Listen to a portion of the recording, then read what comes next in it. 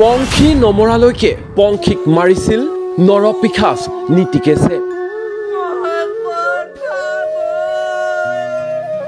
পত্নী পংখীক মাৰপিট কৰি আখুৰিক তৃপ্তি পাইছিল নীতিকেশে। মা হালধিৰ গোন্ধ যাবলৈ নাপালে নীতিকেশৰ মাৰপিটত চটফটাই প্ৰাণ হেৰুৱালে পংখী সন্দিকৈয়ে। পংখীক মৰিয়াই মাৰি পেলাইছিল নীতিকেশে। পংখীৰ ওঁঠ ফাটি গৈছিল, দাঁত ভাঙি গৈছিল, মুখেৰে বৈ আহিছিল তেজ। পংখীক মাৰি পেলাই ৰছীৰে বান্ধি আত্মহত্যাৰ ৰূপ দিছিল হত্যাকাৰী নীতিকেশে।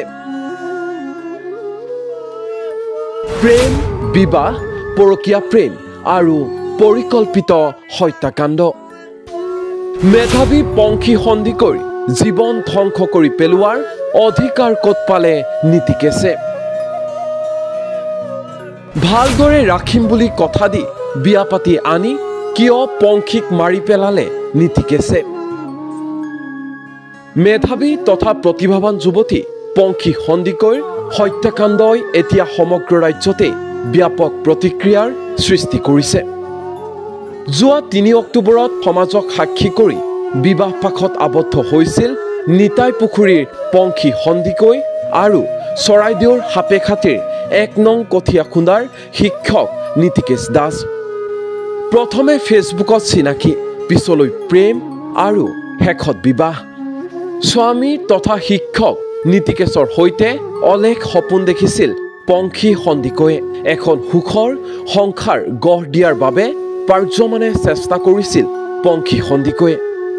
কিন্তু লম্পট চৰিত্ৰৰ নীতিকেশে বিয়া পতাৰ পিছত ৰাখিছিল অন্য যুৱতী মহিলাৰে অবৈধ সম্পৰ্ক। বিয়া পতাৰ পিছতো বহু যুৱতী মহিলাৰে অবৈধ সম্পৰ্ক আছিল শিক্ষক নীতিকেশ দাসৰ। অবৈধ সম্পৰ্ক ৰাখিয়ে আন যুৱতীৰ ঘৰৰ লেট্ৰিন বাথৰুম বনাই দিছিল নীতিকেশ দাসে। আন যুৱতীৰে প্ৰেমৰ হিয়া দিয়া নিয়া কৰি থকা নীতিকেশক পংখীয়ে বহুদিন ধৰা পেলাইছিল, যাৰ বাবে পংখী নীতিকেশৰ ৭মহীয়া বৈবাহিক জীৱনত নামি আহিছিল কাল অমানিশা। পংখীৰ ওপৰত মাৰপিট অত্যাচাৰ কৰিবলৈ আৰম্ভ কৰিছিল নীতিকেশে। ৰাতি কান্দি কান্দি উজাগৰে পাৰ কৰিছিল পংখী সন্দিকৈয়ে। মাকক কথাবোৰ ক'বলৈ থাকি গ'ল পংখী সন্দিকৈ। কোৱাৰ আগতে পংখী সন্দিকৈক ৩ মে'ত মাৰি পেলালে নীতিকেশে। এই সন্দৰ্ভত কান্দি কান্দি সকলো কথা খুলি ক'লে পংখীৰ পিতৃ মাতৃয়ে। কি কৈছে মন দি শুনক।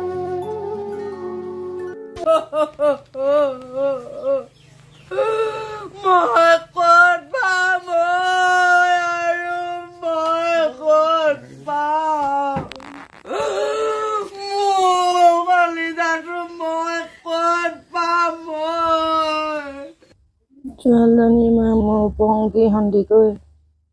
তাই ৩ অক্টোবৰত বিয়া হৈছে ২৩। এতিয়া ২৪ মে' ৩ তাৰিখে 6 মাহ হৈছেহে। 6 মাহ হৈছেহে তাই। এতিয়া মোৰ ক'বলৈ কি আছে, মোৰ এডোখৰ মঙহ খাই পেলালে সি উচিত শাস্তি পাওক। মোৰ বুকু জুই কৰা তাৰ মাক বাপেকে পাওক। তাৰ মাক বাপেকো সেই চিধা জুই কৰা জ্বলক তাৰ মাক বাপেকৰ বুকুত। সি মোৰ ছোৱালীজনীক যেনেকৈ শেষ কৰিলে সিও শেষ হওক। তাক আইনে উচিত শাস্তি দিয়ক। সি ছোৱালীজনীক ইমান মাৰিছে, মই চাবলৈ গৈছো। এইবোৰ কোলা আঙুলিকেইটা বহি আছে, এইভাগে তেজ বৈ আছে, এইভাগে দাঁত ভগা, গোটেইবোৰ কোলা। তাই কেতিয়াও নিজে তেনেকুৱা নাই কৰা, কেতিয়াও নাই কৰা। তাই কিমান নিষ্ঠুৰকে সি মাৰি পেলালে, ইমান নিষ্ঠুৰকে সি মাৰি পেলালে মোৰ। তাৰ বেলেগ ছোৱালীৰ লগত সম্পৰ্ক আছে।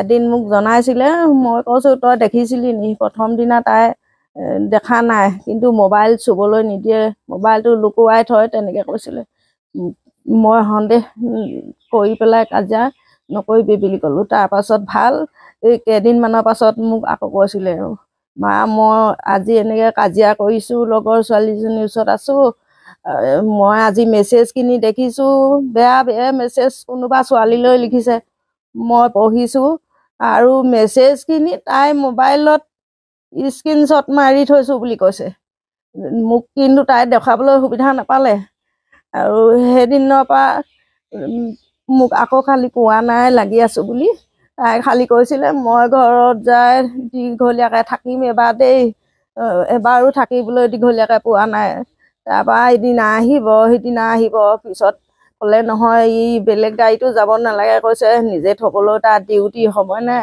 ইলেকশ্যনৰ দিনাই সি ভোট দি পিনাই মোক লৈ যাব হ'ব তহঁতৰ সুবিধা এনেকৈ আহিলে দুৰাতি থাকিলে যদিও সি এনি টাইম তাইৰ লগত থাকে পাকঘৰলৈ গ'লেও যাব শোৱাৰ ভিতৰত থাকিলেও যাব সিও ওলাই নাযায় তাইকো অকণো এৰি নিদিয়ে তেনেকৈ ইমান বেছি কথা ক'বলৈ নাপালে তাই খালি এটাই কথা ডন হয় বুলি কৈছে মাত্ৰ লোকৰ ছোৱালীৰ লগত তাৰ সম্পৰ্ক থকাৰ কাৰণে ডন হৈছে এদিন হাত দাঙিছে এনেকৈ কৈছে 3 মাহৰ ভিতৰত তেওঁলোকে ভাল পোৱা পুৰি হৈ বিয়া সোমাইছিলে কিন্তু এইটো হ'ব বুলি আমিও ভবা নাছিলোঁ গৈ চালোগৈ মুখত গালত হাতৰ আঙুলিৰ ছাপ আছে আৰু চুইচাইড কৰা মানুহক ডিঙিটো ঠেই থাকিব লাগে এইডোখৰত আছে আৰু তাৰ বিপৰীতে ৰছীডাল লগাই থাকিলে মানুহৰ এইডোখৰ কাউৰীটো নেফাটে ইয়াত ফাটি দাঁতটো এইটো চাইডৰ দাঁত এটা ভাগিছে সেইটো সম্ভৱ ঘোচা মাৰিছে আৰু কপালত কোলা চিন আছে মানে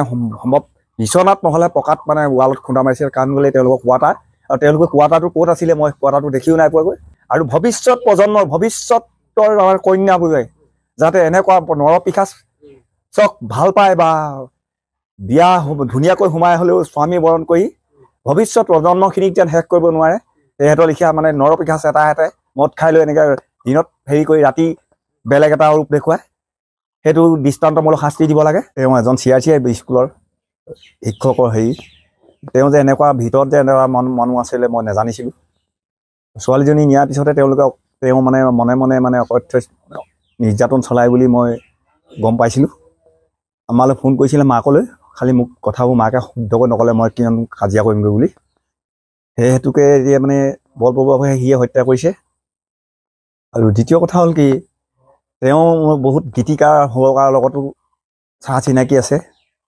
তেওঁলোকৰ লগত থাকে তেওঁলোকৰ লগত গৈ মোৰ ছোৱালীজনীও প্ৰগ্ৰেম চাইছে কৰিছে খাইছেগৈ সেই গীতিকাৰ সুৰকাৰসকলেও যাতে মানে চিন্তা কৰে যে পংখী কি আছিলে আৰু তাইক কেলেই এনেকুৱা কৰিলে কিয় মাৰিলে এই তেওঁলোকেও যাতে মানে তাক খং ত্যাগ কৰি তাৰ মানে সুব্যৱস্থা কৰিব লাগে মানে দোষীক মানে দণ্ড দিয়া ব্যৱস্থাটো কৰিব লাগে সেই গায়কসকললৈও মই অনুৰোধ জনাইছোঁ আনহাতে যদিওবা হত্যাকাৰী শিক্ষক নীতিকেশ দাসক এই ঘটনাৰ পিছতে জেললৈ প্ৰেৰণ কৰা হ'ল কিন্তু কিমান দিনলৈ জেলত থাকিব নীতিকেশ যাৰ পৰিপ্ৰেক্ষিতত পংখী সন্দিকৈৰ হত্যাকাৰী নীতিকেশ দাসক ফাঁচি দিবলৈ আইনৰ ওচৰত ৰাইজে দাবী জনাইছে নিউজ ডেস্ক এনি টক্স